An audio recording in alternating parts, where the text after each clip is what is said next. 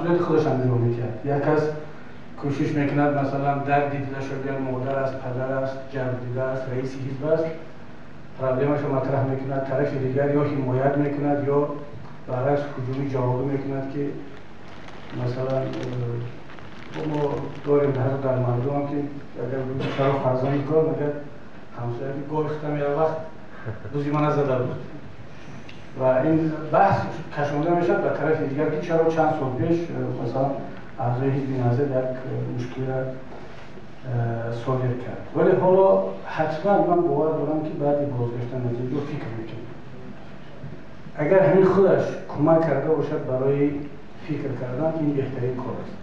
اونی که تنقید میشنویم مثلا امروز نهضت در همین جلسه هم تنقید شدید از دیشب شروع شده است و حتما ما در هفته ها ماه‌ها علیه نهضت تنقیدهای زیاد خواهد بود. ولی نباید از این ترسید. به گفت مولانا ما شاخ بلند ایم پر از میوه توحید، هر رهگذر سم زند بار نداریم. وقتی در این راه رفت که حتما آماده تنقید باید بود، ولی نتیجهش حتما میشود.